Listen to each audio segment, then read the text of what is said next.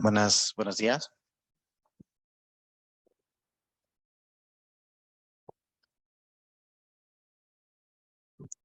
Buenos días también a todos los colegas que se encuentran en la charla de Zoom. Es un placer estar aquí, platicar con ustedes, saludarle.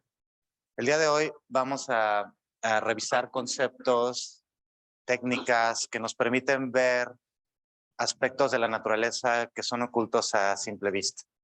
Vamos a revisar los fundamentos detrás de ello y las soluciones que se han venido trabajando durante muchos años. Estoy hablando de siglos. Ok, la siguiente, por favor.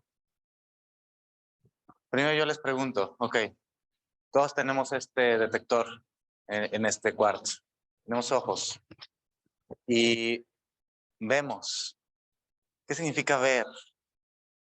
¿Qué es lo que detectamos de la naturaleza? Luz. Esencialmente detectamos luz.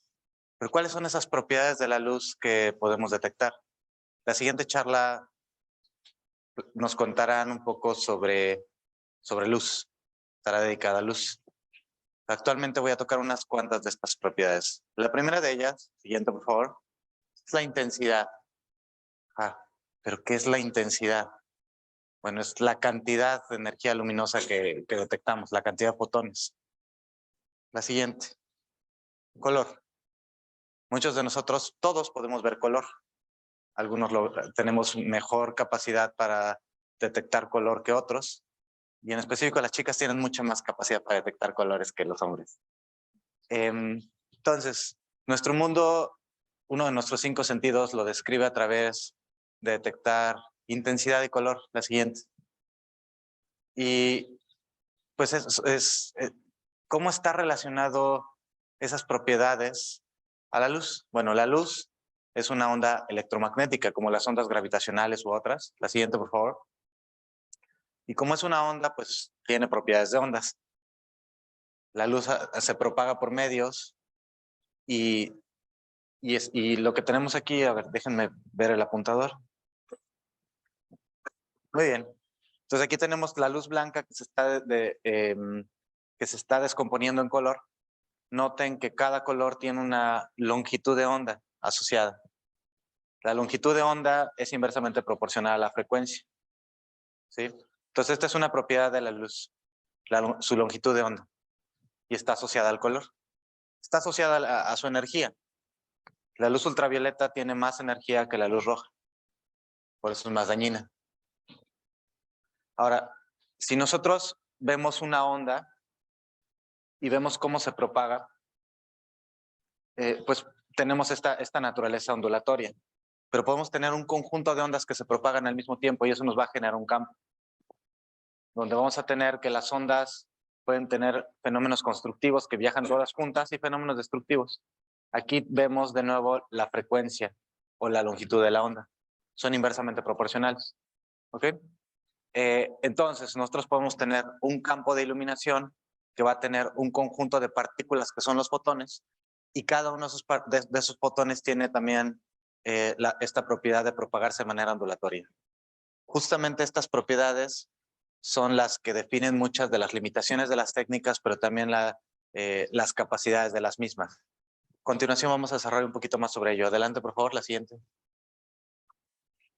Entonces, la luz tiene esta naturaleza dual y estamos hablando de siglos que se describió, tanto la naturaleza ondulatoria por Huygens como la naturaleza particulada. La siguiente, por favor. Ahora, ¿cómo es que nosotros vemos intensidad? Bueno, como les comentaba, tenemos un fotón que se puede estar propagando, pero también podemos tener un frente de fotones que se están propagando. Entonces, lo que viene siendo la amplitud, eso se ve como la amplitud de... tengo muy poca batería aquí, ahí está. Sí. Se ve como la amplitud de la longitud de onda, que es lo que tenemos aquí. Noten que hay una diferencia en las amplitudes y está asociado a la cantidad de fotones. Ojo, podemos tener densidad de fotones, amplitud y también podemos tener energía que está asociado al color, ¿ok?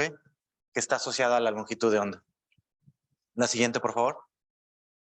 Entonces nosotros detectamos intensidad, que es la amplitud, pero también detectamos color. Y aquí está pues una descripción más abierta sobre cómo se da una relación entre la longitud de onda y el color. Creo que hasta ahí me siguen, ¿verdad? Venga, la siguiente, por favor. Entonces, pues hace unos minutos, aproximadamente una hora, estuvimos hablando sobre las actividades que hacemos día a día y tenemos aquí unos colegas médicos que están muy interesados en asimilar este conocimiento sobre microscopía óptica para ver muestras en patología. Bueno, una de las bases que se tiene en patología, una de muchas, es la tinción. La tinción nos permite marcar estructuras con composición definida que nos permite hacer un diagnóstico sobre las muestras. Entonces, el concepto de teñir es súper importante para poder entender cómo funciona la naturaleza. Podemos teñir especímenes o ver especímenes que producen color. Ahora, el día de hoy vamos a revisar todas estas técnicas.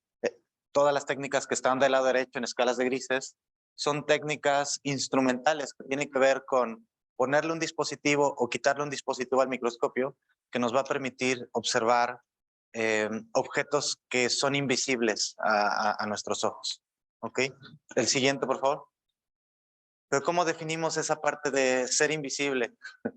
Pues tiene que ver con el contraste. Creo que todos ustedes pueden detectar que hay un cambio abrupto en la información ahí. Hay mucho contraste. Hay un cambio grande en el nivel de gris. Nosotros podemos definir contraste de manera matemática o de manera subjetiva en nuestra red neuronal. La siguiente. Y es muy sencillo. La siguiente, por favor. El contraste se define como la relación de lo que nos interesa con respecto a lo que no nos interesa. Por ejemplo, es la diferencia en la intensidad entre la luz del objeto que me interesa con el fondo. Eso normalizado o en relación a la intensidad general de fondo. Entonces vamos a poner un escenario. En este escenario en la pantalla tenemos que las letras, el objeto de interés, tiene mucha intensidad. Vemos fotones que están llegando a sus ojos. Y en el fondo tenemos menos. Entonces, si restamos estas dos cantidades, nos va a dar un valor grande que dividimos entre un valor pequeño. Lo cual, con un cambio pequeño en la intensidad de la luz, podemos tener un gran contraste. Pero ¿qué pasa si nosotros tenemos mucho fondo? Es como si prendemos la luz aquí del auditorio. Pues entonces vamos a dividir entre una cantidad grande y vamos a restarle una cantidad grande. Vamos a tener poco contraste. ¿Ok? Nuestros ojos pueden detectar a lo mucho 5 o 2% de contraste. Después de ahí, no podemos detectar. ¿Ok? Siguiente, por favor. Entonces, pues lo que percibo de ustedes es que de alguna manera en sus vidas ya tuvieron contacto con ese instrumento que es el microscopio óptico. Y una de las preguntas que nos hacemos día a día cuando llegamos ahí es, ¿cómo logramos generar una imagen que me permita hacer, tomar una decisión o interpretar lo que está ahí? Pues tratamos de mejorar contraste. Ahí les van unos tips. Por favor, adelante. ¿Se puede? Adelante. Reducir el diafragma del condensador. ¿Ok? Cuando hablo de condensador, el condensador en este instrumento óptico es un dispositivo que nos va a permitir enfocar la luz en el punto donde vamos a observar. ¿Ok? Tenemos para este instrumento nuestra fuente de luz en la parte inferior. Esa luz es condensada por el condensador en el punto focal. Este concepto que les comento se llama apertura de campo. ¿No se han dado cuenta que de repente cuando quieren ver algo, como que cierran los ojos? ¿Sí? Están cerrando su diafragma de campo, su diafragma. ¿Ok? Eso lo hacen para mejorar contraste. Algunos se pueden comprar unos lentes de esos de panal de abeja o algunos hacemos un huequito así para incrementar contraste, ¿no? ¿Qué es lo que hacemos? Generamos una rendija. Esa rendija lo que va a hacer va a limitar el plano, el grosor del plano de observación. Lo va a hacer más delgado. Al hacerlo más delgado tenemos menos fotones en el fondo. Y como el ejercicio que vimos en la diapositiva previa, al tener menos fondo, tenemos más contraste.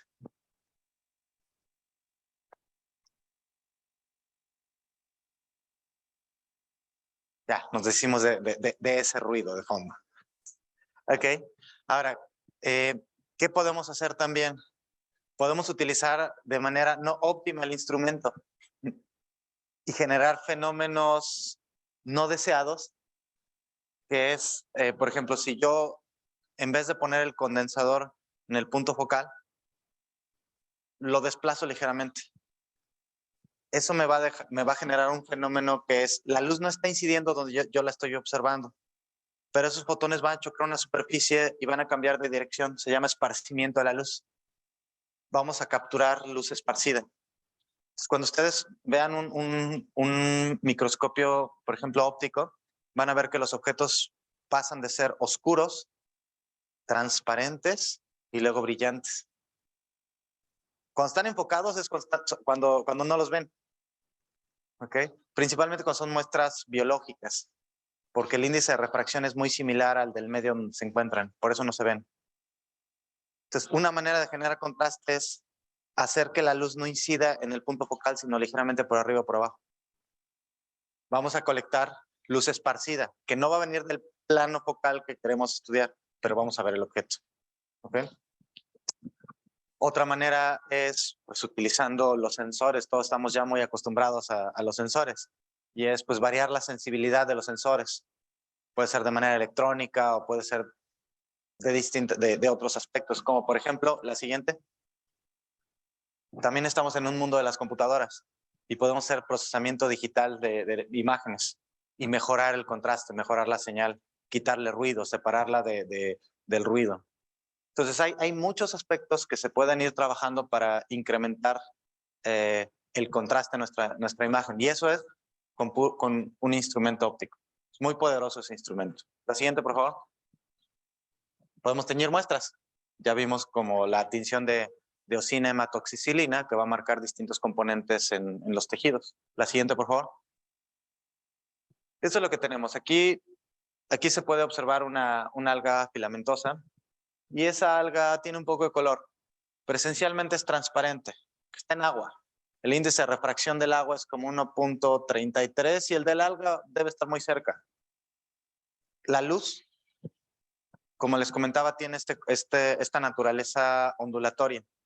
Tiene un campo eléctrico y un campo magnético. El campo eléctrico interacciona con los electrones de la materia. Entonces, cuando la luz atraviesa distintos medios, va interaccionando con la materia, cambia de dirección, cambia de velocidad. Esos fenómenos en su conjunto nos generan refracción. Y eso tiene que ver con la composición del material. Entonces, si tengo que la luz pasa de dos medios muy similares, atraviesa esos dos medios, no va a experimentar muchas alteraciones, por lo cual no vamos a tener fenómenos que nos permitan observar qué es lo que está ahí. ¿Ok? Entonces, ¿cuándo es útil utilizar estas técnicas de mejoramiento de contraste? Cuando el espécimen y la muestra tengan índices de refracción muy similares. El mundo de las ciencias biológicas. Entonces, vamos a platicar sobre una técnica que se llama contraste de fases, que actualmente se encuentra en todos los microscopios que están en cuartos de cultivo. Es muy, muy útil para observar células en su estadio natural, sin perturbaciones y sin muchas modificaciones. Y también vamos a ver microscopía de contraste por interferencia diferencial.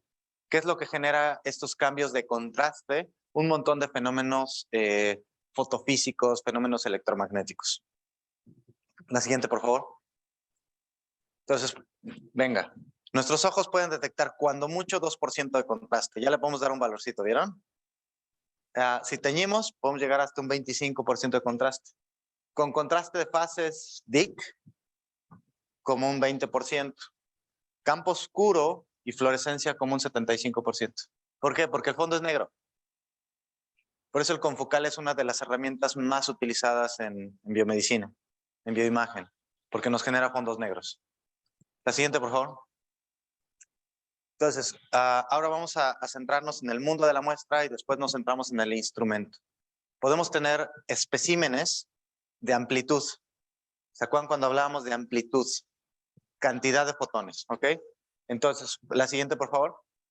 Aquellos especímenes de amplitud son los que modulan la intensidad de los frentes de onda.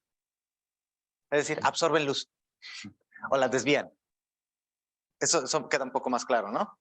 No la dejan pasar y por tanto vemos oscuros, o la reflejan. Y se ve como en este tipo de diagrama. Tenemos la luz que va a atravesar un medio, cambia de amplitud. La siguiente, por favor. ¿Cuáles son? Pues especímenes con color natural. Nosotros vimos un ejemplo hace rato donde teníamos una muestra teñida y la muestra absorbía cierta cantidad de luz blanca y dejaba pasar o reflejaba otra cantidad de luz. Entonces, todos esos son especímenes de amplitud. Siguiente. Y pues esto se utiliza mucho en patología. La siguiente, por favor. Podemos tener especímenes de fase. A ver, yo les dije que podíamos ver amplitud y color. Fase no. Fíjense, lo que está ocurriendo aquí es que la luz tiene una frecuencia característica y cuando entra en este medio simplemente se retrasa o se alenta tantito, pero no cambia ni su color, ni su velocidad, ni nada más. ¿Ok? Eso genera un espécimen de fase que no podemos ver. La siguiente, por favor. Y también tenemos especímenes gruesos, ¿no? Que pueden ser transparentes o pueden tener muchos elementos que modifiquen la dirección de la luz. La siguiente. Entonces, en una muestra biológica, la luz puede atravesarla, puede cambiar de fase, pero no vamos a ver este fenómeno. Y lo que ocurre en la microscopía contraste de fase es la siguiente. Voy a ir un poco más rápido. Lo importante son los fundamentos. La siguiente, por favor. Es que se utiliza un mecanismo óptico para convertir esos cambios de fase en cambios de amplitud. Así de sencillo, para que podamos ver lo invisible. La siguiente, por favor. La siguiente. Ok, son dos elementos. En un microscopio de contraste de fases necesitamos un objetivo especial que en la parte de atrás del objetivo va a tener un material y ese material va a producir adelantamiento o retardamiento de la luz. Va a cambiar la fase de la luz. Y en el condensador vamos a tener un anillo. Si tenemos estos dos elementos en nuestro sistema óptico y tienen dimensiones características para que se puedan sobreponer, la siguiente, por favor. La siguiente. Eso fue el objetivo, esto es en el condensador. La siguiente. Si los podemos sobreponer y alinear, entonces vamos a generar contraste. Esa es la microscopía de contraste de fases. Entonces, cuando ustedes regresan a sus trabajos, sus laboratorios, y vean un microscopio, fíjense si las lentes dicen pH. Si dicen pH, es que tienen anillo de fase. Si dice pH1, tienen que alinearlo con el anillo del condensador que diga pH1. Si se equivocan, no les va a salir la técnica, ¿ok? Entonces, pH1 tiene que estar con pH1, pH2 con pH2. En el objetivo y en el condensador. Así es como hacemos contraste de fases, ¿vale? La siguiente, por favor.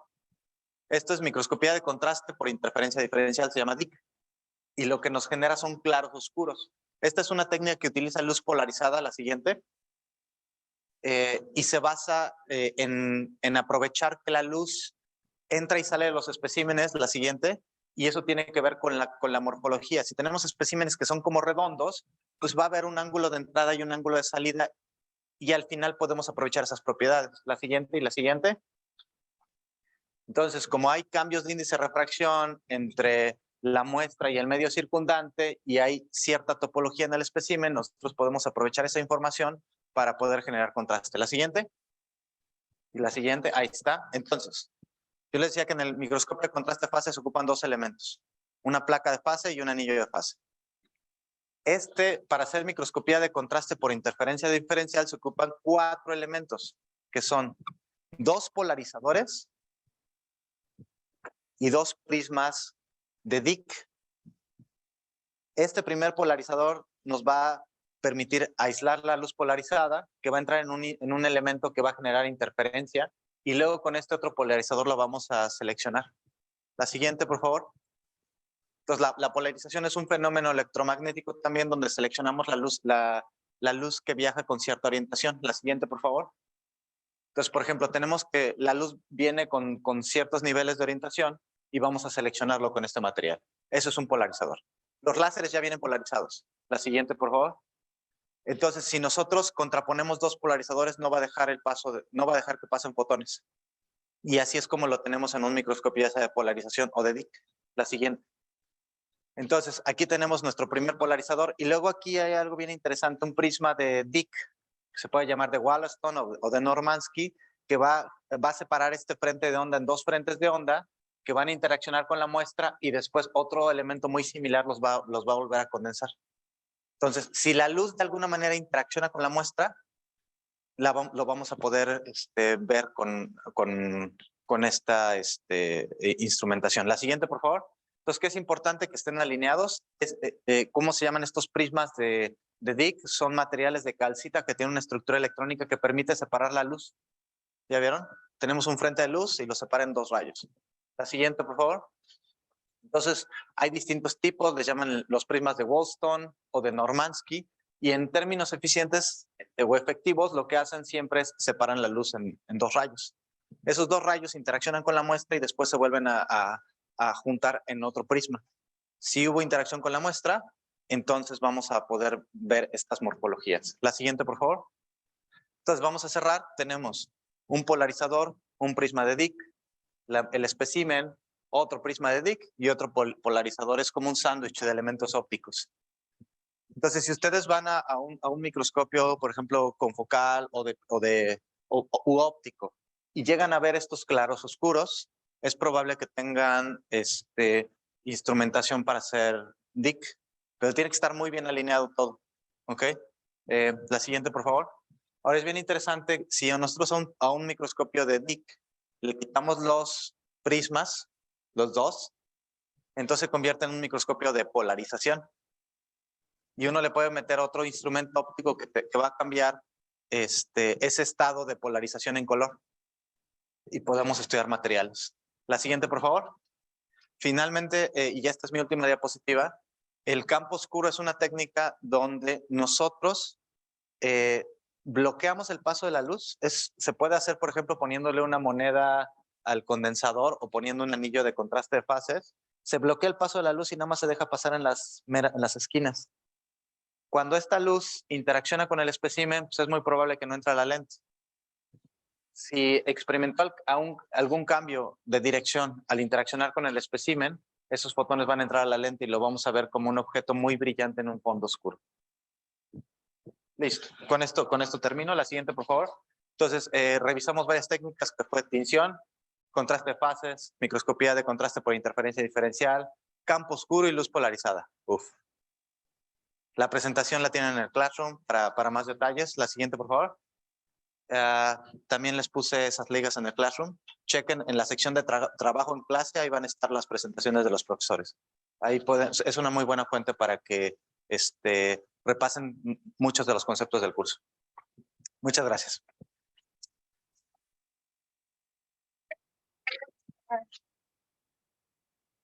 Listo. ¿Tienen alguna pregunta? Uf. Todas.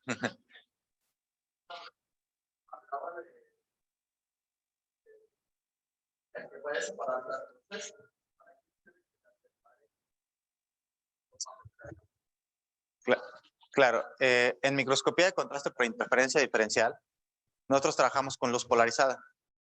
Esa luz puede cambiar de dirección, puede tener, digamos, no, o sea, es una luz que normalmente no detectamos. En el momento que tú iluminas con dos rayos que provienen bien alineaditos que separaste y luego los vuelves a juntar, en el punto que los juntas, si alguno de esos dos rayos experimentó un ligero cambio de dirección, va a haber interferencia. Es como, por ejemplo, cuando ustedes se meten a las albercas, que probablemente lo van a hacer estando aquí, se generan estas ondas, ¿no? Cuando tenemos las crestas es cuando hubo interferencia constructiva, cuando tenemos los valles es cuando hubo interferencia destructiva. Entonces, lo que tratamos de hacer con estos prismas, con la pareja de dos prismas, es, tenemos dos haces de luz que llevan la misma dirección y la misma orientación. Los separamos con una rotación de 90 grados, llegan a la muestra. Si alguno de estos dos se desvía, en el momento que los volvemos a juntar, va a haber interferencia. Y vamos a ver contraste. ¿Respondí tu pregunta? Como un monocromador. Tendrías que retroalimentarme un poco más para que entienda tu pregunta. Sí.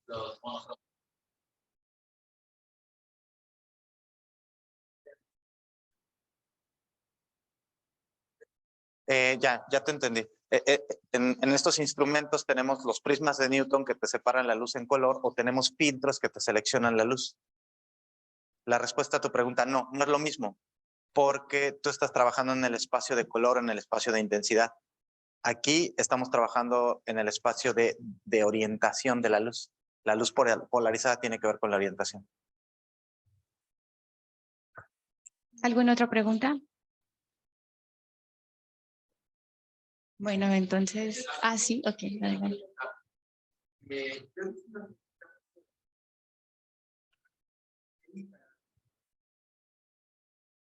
Ya me la puso difícil. Más. ¿La luz qué? Rasante. No conozco absolutamente nada de lo que me estás hablando. Sí, es que la luz sea la luz está ok. proyectada en un ángulo recto y después incide por el objeto. Ajá. La muestra pasa a través del tubo. Sí. Correctiva por el Sí. Ok. Entonces, tú estás llegando a un tema. Este tipo de iluminación se inventó hace varios siglos, que es la iluminación con un plano. O sea, no estamos iluminando a través del objetivo o, digamos, en la orientación perpendicular al objetivo, sino lateralmente. Entonces, es un fenómeno que nos estás contando donde es similar al campo oscuro, porque aquí, por ejemplo, si yo tengo mi espécimen en esta región y mi objetivo acá arriba, si yo ilumino lateralmente el espécimen, pues yo no estoy mandando fotones a mi detector. Si esos fotones chocan con mi espécimen, rebotan y se van al detector, lo voy a tener. Eso es un campo oscuro, al final de cuentas. Y puedes hacer combinaciones de estas técnicas. ¿Qué pasa si lo haces con luz polarizada? Entonces puedes llegar a tener fenómenos de polarización, por ejemplo, o también si utilizas este tipo de prismas, puedes llegar a hacer un tipo de DIC, dependiendo de la orientación y el tipo de componentes que pongas. Hay una técnica que tuvo un desarrollo gigantesco y nosotros hicimos un instrumento que es microscopía de iluminación plana selectiva en fluorescencia, que evita que tú hagas fotodaño en tu espécimen porque solo iluminas el plano de observación. Entonces sí pude contestar tu pregunta. Muy bien. Sí.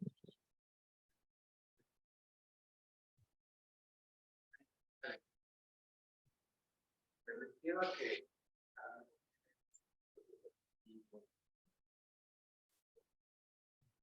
pero la iluminación puede ser que Bueno, todo instrumento se puede mejorar, es un principio en la ingeniería, ¿no? Ahora, para ser más preciso, ¿cómo se mejora o cómo se hacen variantes de la microscopía de contraste de fases? Esencialmente se hacen en el diseño de la placa de fase, que es este material que va... o sea, la pregunta es si se puede mejorar la microscopía de contraste de fases para la gente que esté en Zoom. La respuesta es, pues toda técnica se puede mejorar. ¿Cómo es que se ha venido mejorando desde 1920 que se descubrió? Con los materiales. En la parte de atrás del objetivo puede estar pegado como una etiquetita o puede estar embebida en las lentes. Los materiales de esa placa de fase son muy variables. Te pueden generar contraste invertido, contraste intermedio. Algunos son compatibles con fluorescencia, otros no son compatibles con fluorescencia. Entonces sí hay mucho trabajo que tiene que ver con la luz, con cómo uno genera estos fenómenos de adelantamiento o retardamiento de fase para tener distintos tipos de contraste que puedan ser compatibles con otras tecnologías. Obviamente un tema importante siempre es la iluminación, es la cantidad de fotones que te modifican la relación señal-ruido y tú debes de tener una fuente que esté alineada, que tengas un campo homogéneo, y en ese tipo de cosas es donde vienen desarrollos.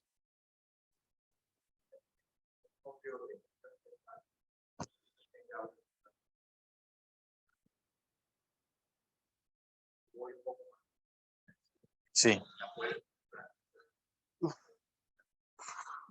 Pues tiene que ver mucho con tu pregunta científica.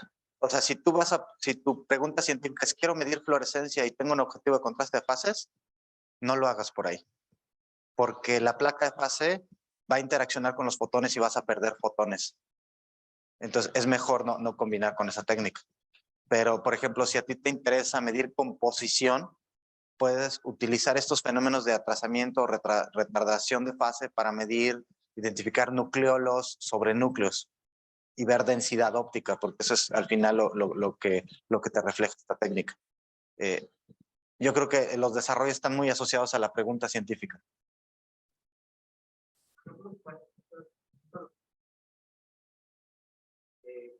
Muchas veces te ofrece el vendedor, pero el estativo no está preparado para ese tipo de cambios. Entonces, ahora muchos te quieren vender el cambio de la luz del externo o una de LED, sí. o una de luz.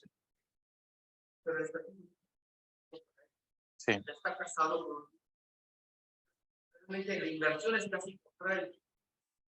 Sí. Ok, la pregunta está asociado a si le creo a los vendedores cuando me traen una actualización. Híjole, hay tantas historias que te podría contar. Unas muy positivas y otras no. Yo creo que ahí el elemento central es el conocimiento. Si uno no tiene el conocimiento en ese momento, pues preguntarle a los colegas que a lo mejor lo tenemos y ahí les podemos dar una guía. Yo he participado apoyando a varios colegas a tomar decisiones sobre si adquirir un equipo o no. Y es algo que me gustaría que ustedes también pudieran participar en algún momento. Apropiense de este conocimiento, háganlo crecer y compártanlo con sus colegas.